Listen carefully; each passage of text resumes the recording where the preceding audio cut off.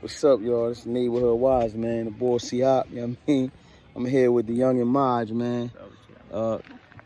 Life coach Kim Rock's son. It's my man, you know, his dad right now.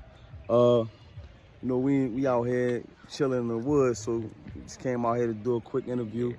I wanted to talk to him about, being a young man growing up in this society with all that's going on, with his father being away doing the dub. His father stand-up guy, man. Been sitting since 06. Been down since 06, right? 14 now. Yeah, so he, got a couple years left before he get out. So I'm just out here to talk to him, man, chill with him, man. If you go to the N_Wise, man, 41 page, you'll see my interview I did with his father over the phone. So next thing I want to interview him. So there's a couple little discussions. Excuse me for the way I got hold the phone, man. Out here, I ain't bring the setup, but Maj, I wanted to ask you, man, how does it feel? Because, I kind of had the same issue that you have, like, with my son.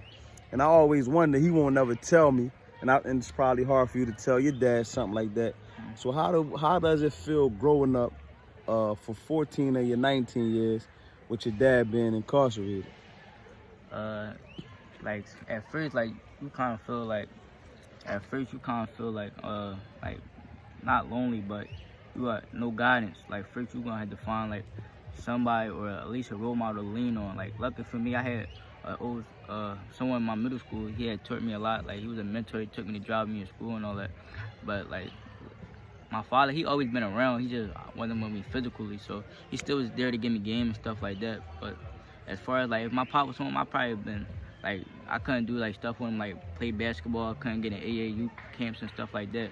Cause my mom wasn't really into sports and stuff. So, but like when the father going, you going to step up, man. You gonna have to like understand like he's going, so you gonna have to become your own man. You still gotta look out for your siblings and stuff like that. You gotta be the father of the household. Right. So let me ask you this: do you have? Because this is what a lot of us fathers, you want to know in this situation. Like, do you have any like resentment towards him? Because sometimes it won't be said, but the kid might say, I'm mad at, like you just said, I'm mad because my dad was here.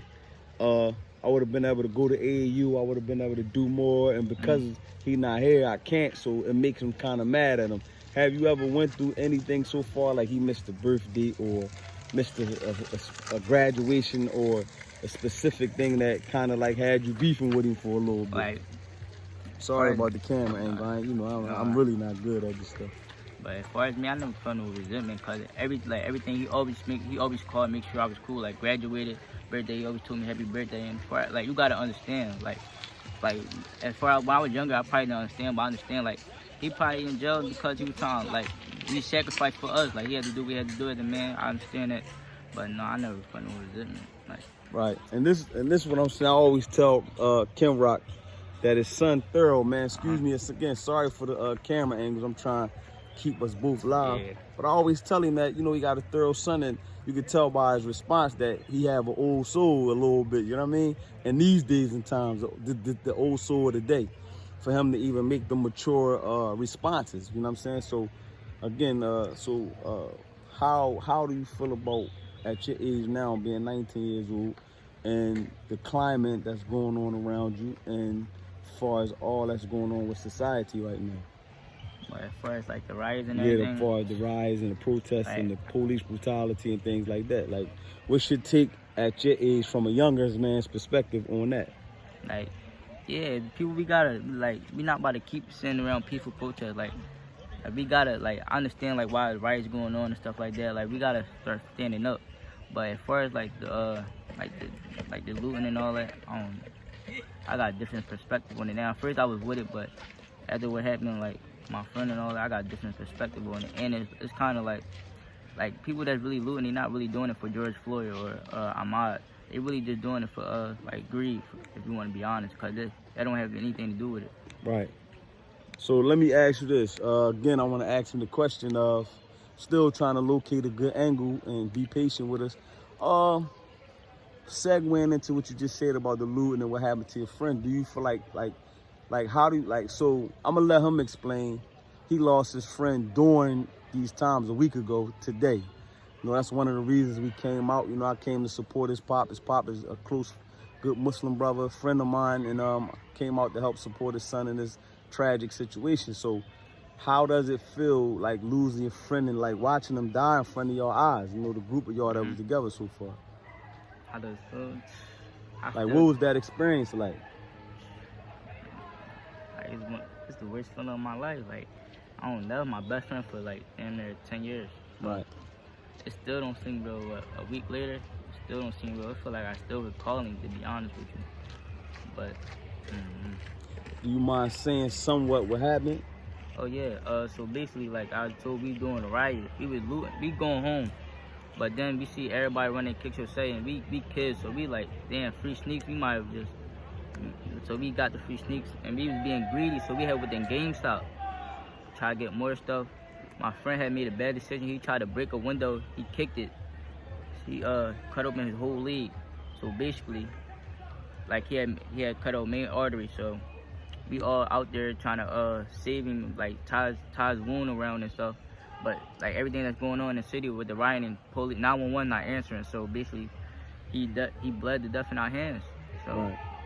I know that gotta be a real tough situation to experience something like that at that age. And you know, people respect honesty. So for you to be able to be honest enough to explain what truly happened in its right, perfect form, or its particular form, I should say, it takes courage, you know what I mean, to even admit, because some people in their ignorance, they'll say, oh, well, he shouldn't have been doing that. And that's an ignorant statement, because, like, again, y'all young kids, y'all just out being active, been locked in the house from coronavirus for months. And, you know, everybody just out, half of the people that's out just happy to be out, and they just finding a reason to come out with everything being closed, no stores really open. So a lot of that played a part in it as well.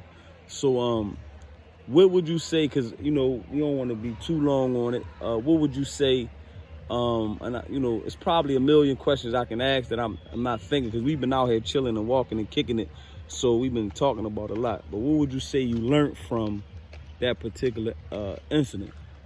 Well, I learned that like you don't always gotta be a product of like your environment. You don't always gotta do what everybody else doing. But that's basically what happened. Like we saw people looting, we decided to loot. That's basically what happened. So what I learned from it, like it's cool like to stay in your lane. Like it's cool to just be with you, okay, like be humble, be cool with what you got, and just keep it pushing. Right. See, and again, that's what I say about the thoroughness and the maturity of him, is that he recognizing the shortcoming and or the bad decision, I should say, and the actions that they chose. And this is what we do. It's like some of us, you know, when we had the streets and we might have seen it might have been impressed by it, or might have been influenced by it, or whatever the case may be, and we made bad decisions. And some of us paid with it with our freedom, and some of us paid with it paid for it with our lives. So coming to a more lighter subject, what's up with your love life? You know, I know your dad would love to, you know, hear that or see something about that. How you feel about the love life and relationships now and around at your age? And me, like I still be talking to chicks and everything. Like I like chicks and all that. But as far as like cussing, I don't know. Cause this generation it be weird. Like, cause the media be pushing this agenda. Like it's cool. Like it's okay to have multiple men, or it's cool to cheat on your husband. Like they want to do this hot girl, city girl stuff like that. So your whole thing is, before you cuff something, yeah, I need take her serious. Yeah. And she mess with 4 or 5 niggas. Yeah, I'm you cool. Cool off that. So you rather just have little friends and kick it, and you know. Yeah. Right. So to close out, if you had some words that you could say to your dad, like, and really express yourself to him and give him some encouraging words to let him know that no matter, even though he not here, or for any other young boy, young guy, or kids that got the similar situation as you, what would you feel like the dads would like to hear, whether they just came home or whether they still sitting and they not there to be here for a good father for their kid? Like, you probably gonna feel like guilty or ashamed, but like it's okay to feel like that. Your kids gonna want you in their life. Like soon as you come home, you don't gotta be like, damn, I missed out on all their life. They probably feel mad. No, they gonna want you to. Soon as you get out, go see them that day. Like, far as my pop, like I love you. Like as soon as you come home, we taking over. Like that's how. Right, man. Yeah, like. Go ahead, don't be scared. Right, we gonna take over Get the it, world. get it off, man. We gonna take over the world. That's all. No doubt. Yeah. No doubt, man. We gonna wrap it up with that, man. This has been a good 10 minutes talk, man. I really enjoyed this walk with him today, man. It was real therapeutic, man. We done went through the woods, man. We done got on the water. We done did a lot of stuff. See people out here enjoying themselves. Now I feel like we discovered good almost. But in closing, man, we appreciate y'all and everybody who look out at, man. We gonna have a lot more topics, a lot more interviews coming, and when everything clear up, when we get the studio and everything, and everybody be able to see the podcast page on YouTube soon. You know what I mean? So look out for your neighborhood wise man. And, even if it's only one person who listen or follow or whatever the case may be, that's enough. In this, we talk about all type of issues, mental health, physical health, relationships, love, and all that, And from a mental health standpoint, man, it's real important to let everybody know that whatever they're going through, they're not the only ones. We all going through stuff. And I was once a father who missed 13 years. Overall 16 years of my kids' lives at the age of 16, 17, 18. So I know how it is to be on the other side, and I know what we go through thinking about our kids, the ones who actually was fathers and did care. And some dudes use it as a front in jail, come out and don't be there for their kids just like they wasn't before they went.